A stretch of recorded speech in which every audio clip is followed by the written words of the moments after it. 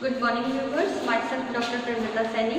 आज हम B Ed second year के अंडरस्टैंडिंग द सेल्फ पेपर के अंतर्गत प्रभावशाली श्रवण अर्थात लिसनिंग, सुनने की कैपेसिटी, सुनने की क्षमता, उस सुनने की जो आदतें हैं, इसका हमारे शिक्षण अधिगम प्रक्रिया के अंतर्गत कक्ष में क्या प्रभाव पड़ता है, शिक्षक के लिए किस प्रकार से सुनने की आदतों का लाभ उनकी शिक्षण अधिगम प्रक्रिया के लिए बेनिफिशियल होता है। आज हम इसकी स्टडी करते हैं। सुनना, प्रभावशाली श्रवण तब होता है जब शिक्षक द्वारा पढ़ाया गया कंटेंट बहुत ही इफेक्टिव हो, साथ ही स्टूडेंट उसके द्वारा पढ़ाए गए कंटेंट में रुचि ले। और आमतौर पर अगर हम हमारे भारतीय समाज की बात करें तो भारतीय समाज के अंतर्गत हमारे परिवार के अंतर्गत हमारे बुजुर्ग व्यक्तियों द्वारा अपने बच्चों को कुछ अपने जीवन के अनुभव है, ऐसी कुछ रोचक दंत कथाएं हैं, कहानियां हैं, वो अपने बच्चों को सुनाई जाती है और वह हमें बहुत ही लंबे समय तक याद रहती है, क्योंकि वह कहानियाँ, वह रोचक दंत कथाएं जब हम सुनते हैं तो वह इतनी इफेक्टिव होती है कि वह हम भी जब बुजुर्ग हो जाते हैं, यानी वो बालक जो उनको सुनते हैं वह भी बुजुर्ग हो जाते हैं, तब तक भी उन्हें अपने बुजुर्गों द्वारा सुनाई गई कहानियाँ, दंत कथाएं याद रहती है। तो इसका अर्थ यही है कि प्रभावशाली श्रवण जब प्रभावशाली होगा जब उसे बालक रुचि लेकर के सुनेगा, और यही बात हमारे शिक्षण अधिगम प्रक्रिया के ऊपर भी लागू होती है। शिक्षक की बात स्टूडेंट तभी सुनता है जब वह उसके जीवन के अनुभवों से जुड़ी हुई बातों को अपनी विषय वस्तु के साथ उदाहरण, अनुभव और दृष्टांत के रूप में हमें प्रस्तुत करता है, और जो हमारे भावी जीवन में बेनिफिशियल होती है, तो वही कंटेंट, वही टॉपिक ज़्यादा इफेक्टिव होता है और स्टूडेंट उसे रुचि लेकर जिज्ञासा के साथ सुनता है। तो अब इस प्रभावशाली श्रवण के अंतर्गत जो हम प्रभावशाली श्रवण का कक्ष में किस प्रकार से यूज कर सकते हैं और एक शिक्षक किस तरह से अपने कंटेंट को रोचक तरह से प्रस्तुत करे ताकि बालकों में सुनने की आदतों का विकास हो, इसके लिए आवश्यक है कि शिक्षक कुछ ऐसी एक्टिविटीज करें जिसके माध्यम से बालकों में सुनने की आदतों का विकास हो। तो हमारे सुनने की आदतों का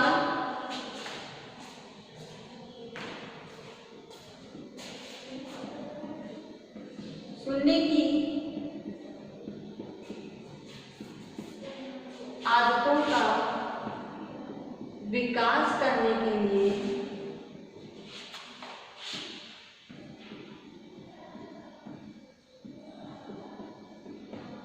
लिए शिक्षक कुछ उपाय कर सकता है। अब कौन कौन से उपाय हैं जिसके माध्यम से शिक्षक अपने कंटेंट को बहुत रुचि तरीके से प्रस्तुत करें ताकि बालक पूरे कालांश में रुचि के साथ उन पढ़ाए गए कंटेंट को सुनता रहे। उसके लिए सबसे इम्पोर्टेंट है कि शिक्षक को बालकों की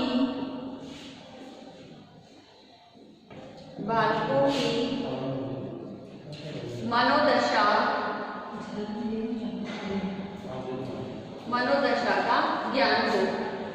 बालक तभी सुनेगा जब शिक्षक उनकी बालकों की यानी मनोदशा की जानकारी रखता हो कि बालकों का मानसिक स्वास्थ्य कैसा है, उनका पारिवारिक बैकग्राउंड कैसा है, साथ ही उसका इफेक्ट बालकों की मानसिक स्थिति पर पड़ता है, और मानसिक स्थिति पर पड़ने के कारण बालक कभी कभी कल्पनाशीलता में विचरण करने लगते हैं, कभी कभी फिजिकली प्रेजेंट है लेकिन मेंटली कुछ और विचार उनके मन में चलने लगते हैं, अपनी पारिवारिक समस्याओं को ध्यान में रखने लग जाते हैं, और इसका परिणाम ये होता है कि जब कंटेंट पढ़ाया जाता है तो उस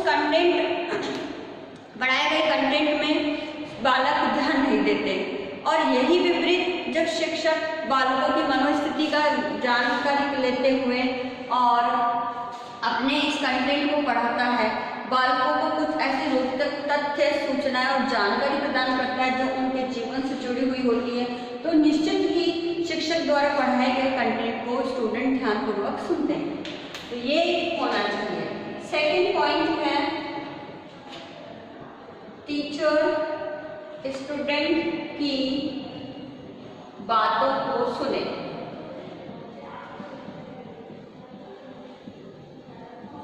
क्योंकि अगर शिक्षक द्वारा स्टूडेंट की बातों को सुनने में रुचि नहीं ली जाती है तो उस शिक्षक के पढ़ाए गए कालांश के अंदर जो भी कंटेंट वो पढ़ा रहा है, स्टूडेंट भी उसकी बातों को रुचिपूर्वक नहीं सुनते, ध्यान नहीं देते हैं। और कभी कभी ऐसा होता है कि स्टूडेंट की जो व्यक्तिगत है, पारिवारिक है या शैक्षणिक समस्याएं हैं, वह भी बालकों को फेस करनी पड़ती है, तो उनसे जुड़ी हुई बातों को शिक्षक के सामने बालक रखता है। अगर उसी समय शिक्षक ध्यानपूर्वक उसकी समस्याओं को सुने और उनका समुचित उपाय उन्हें सुझाए, समुचित समाधान उन्हें प्रस्तुत करे, तो उस शिक्षक के प्रति बालक का विश्वास भी बढ़ जाता है, जो आगे जाकर के उसके द्वारा पढ़ाए गए कंटेंट में बालकों की रुचि लेने के लिए उन्हें प्रेरित करता है। थर्ड पॉइंट है इसके अंतर्गत रुचिपूर्ण तरीके से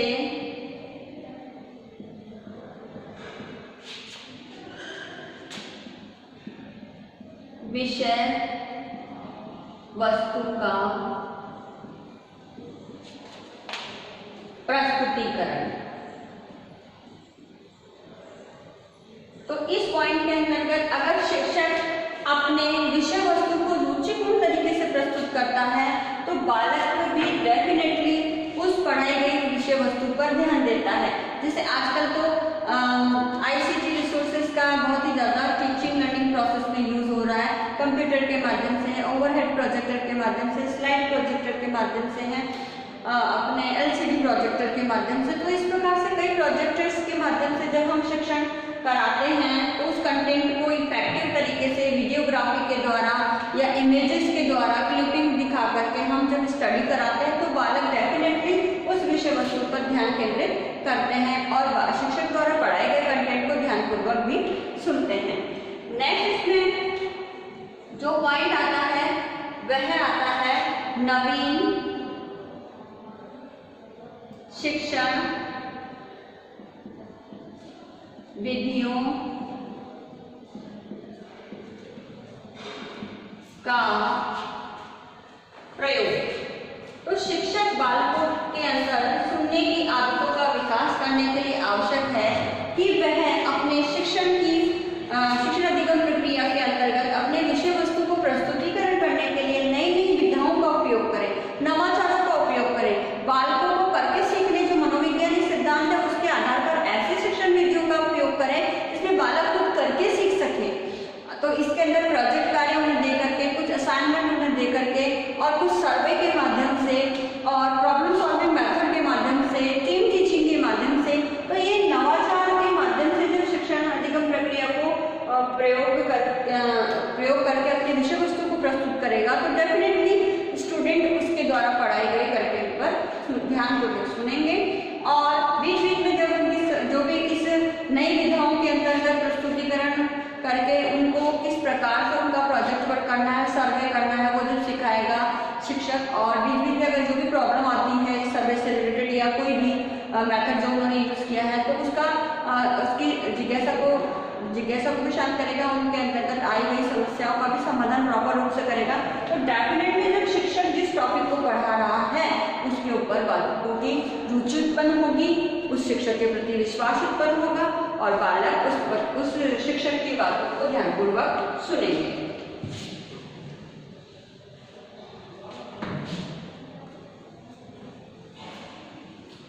नेक्स्ट इसके अंतर्गत पॉइंट आता है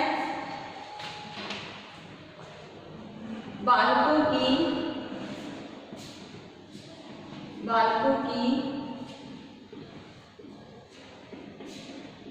सहभागिता को बढ़ाना।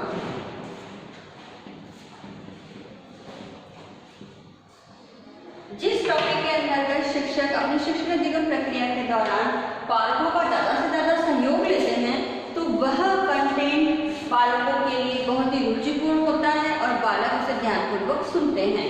तो सहभागिता अर्थात कोलैबोरेशन एक ऐसा, एक तरह से हम कह सकते हैं, एक बच्चों को जोड़ने का एक ऐसा माध्यम है जिसमें हम बालकों के अंदर जो प्रभावशाली श्रवण है या लिसनिंग कैपेसिटी उसे डेवलप कर सकते हैं। नेक्स्ट इसके अंतर्गत जो आता है शैक्षिक तकनीकी के साधनों का 6 पॉइंट है शैक्षिक तकनीकी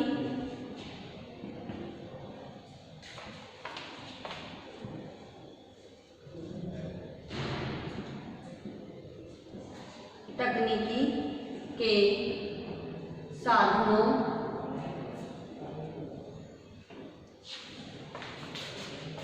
का उपयोग। अब शैक्षिक तकनीकी के साधनों में सबसे पहले जो शिक्षण अधिगम प्रक्रिया के अंतर्गत प्रयुक्त की जाती थी वो थी हमारी शिक्षण मशीन।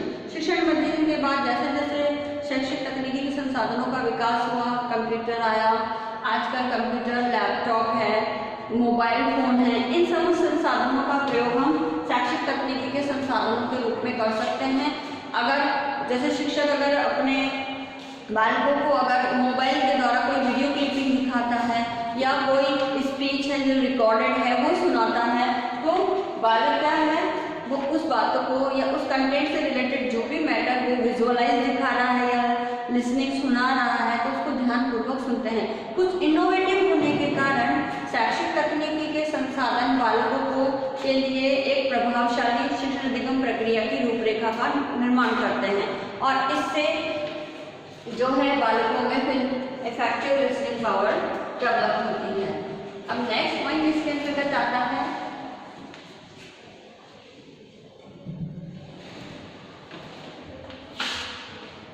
संप्रेषण की प्रक्रिया को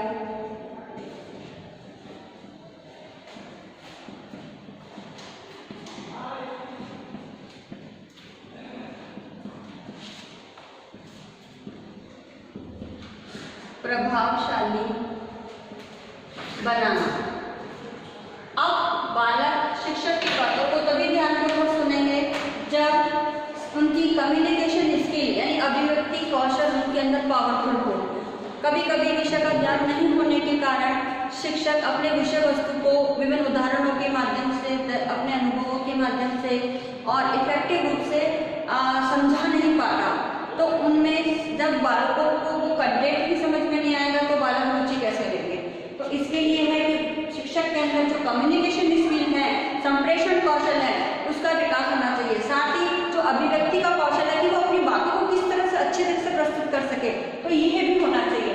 तभी उनका प्रभावशाली संप्रेषण होगा, प्रभावशाली जो स्पीच होगी या कंटेंट को डिलीवर करने की कैपेसिटी होगी, तभी स्टूडेंट क्या है उनकी बातों को ध्यानपूर्वक सुनेंगे। नेक्स्ट पॉइंट इसके अंतर्गत आता है टीचर की सहयोगी भूमिका। अब यह भी सबसे इम्पोर्टेंट है बालकों में लिसनिंग पावर का विकास करने के लिए। तो सहयोगी भूमिका तभी हो सकती है जब शिक्षक भी बालकों के साथ सहानुभूतिपूर्ण व्यवहार करे, उन्हें मित्रवत समझे। और जो शिक्षक इस प्रकार का बिहेव अपने स्टूडेंट के साथ करता है तो डेफिनेटली वो उनके जो भी प्रॉब्लम्स है, चाहे व्यक्तिगत है, शैक्षिक है या पारिवारिक है, उनकी समस्याओं को ध्यानपूर्वक सुनता है, चाहे वो कंटेंट से रिलेटेड हो, अपने प्रस्तुतिकरण से रिलेटेड हो, विषय का ज्ञाता हो, उनकी पर्सनैलिटी, शिक्षक की पर्सनैलिटी से जुड़ा हुआ हो। ये सभी गुण अगर शिक्षक में विद्यमान है, लेकिन अगर सहयोग नहीं करता शिक्षक स्टूडेंट का, तो स्टूडेंट द्वारा शिक्षक की कही हुई बातों को ध्यानपूर्वक नहीं सुना जाएगा। तो शिक्षक जब सहयोगी भूमिका अदा करे तभी बालक उस शिक्षक की बातों को ध्यानपूर्वक सुनेंगे। अब एट द लास्ट पॉइंट है निष्पक्ष और समानता का व्यवहार, ये सबसे इंपॉर्टेंट है। निष्पक्ष और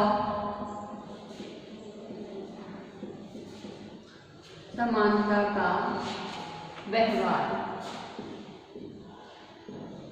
अब निष्पक्ष और समानता का व्यवहार भी उतना ही इम्पोर्टेंट है जितना शिक्षक की सहयोगी भूमिका या शिक्षक बालकों का ज़्यादा से ज़्यादा कोलैबोरेशन लेना।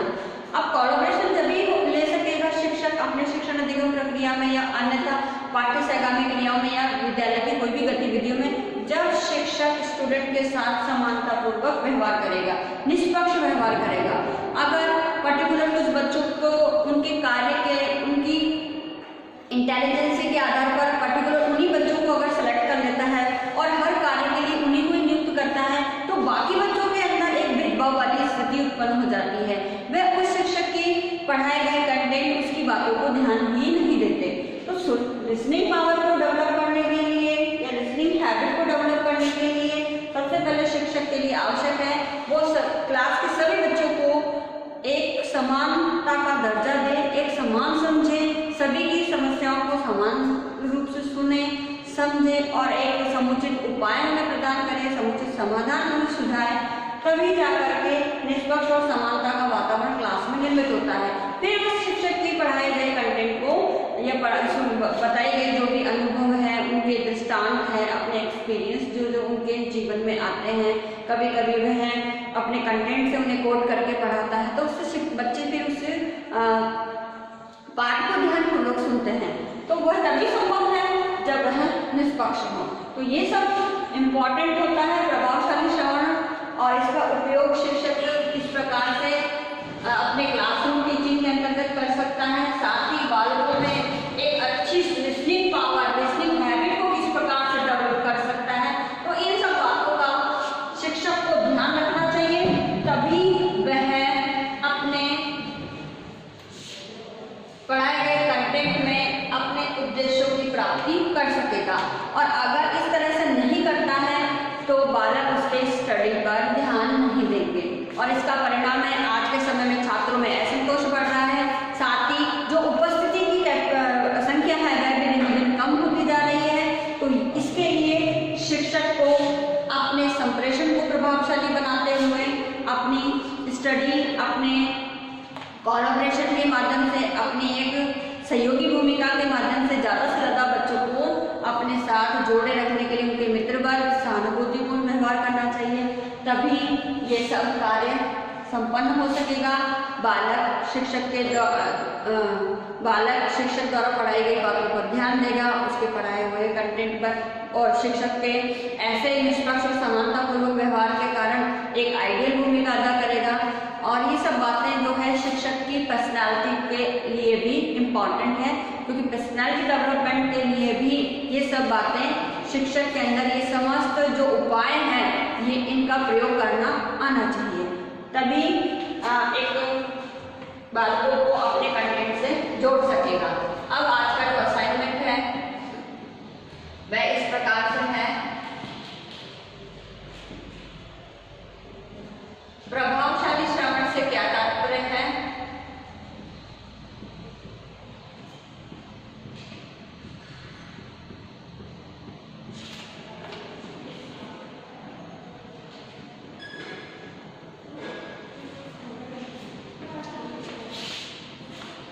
शिक्षक किस प्रकार से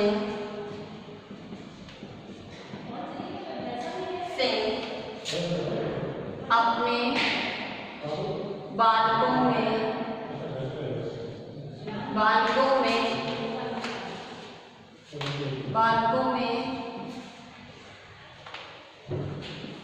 सुनने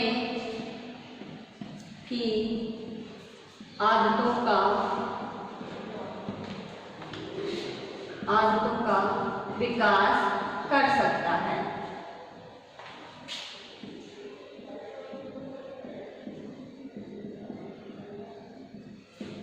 तो ये दोनों क्वेश्चन आपको इसके असाइनमेंट के रूप में करना है। साथ ही एक और टास्क आपको दिया जाता है कि जब भी आप कॉलेज आए अपने साथ 5-5 मार्क्स बना के लेके आए। इस कोरोना महामारी के दौरान आप अपने घर में रहिए, सुरक्षित रहिए। जहाँ तक हो सके आप घर में से बाहर निकलना अगर आवश्यक हो तो ही निकलें, और फेस पे सीधा मास्क लगा के रखिए। 2 गज 2 फीट की सोशल डिस्टेंसिंग का पालन करना अनिवार्य है। अपने हाथों को आप बार बार सैनिटाइज करें, साबुन से धोते रहिए। छींक, सर्दी, खांसी, बुखार जैसे सिम्टम्स नजर आते हैं तो आप तुरंत जाकर के डॉक्टरी सलाह लें। अपने सोशल मीडिया ग्रुप में आगे से कोरोना वायरस के से बचाव हेतु जो एडवाइजरी गवर्नमेंट ऑफ इंडिया द्वारा जारी की गई है उसके पोस्टर बना करके लोगों को शेयर करने का प्रयास कीजिए। आई होप ये वीडियो आपके लिए यूजफुल होगा। So thank you.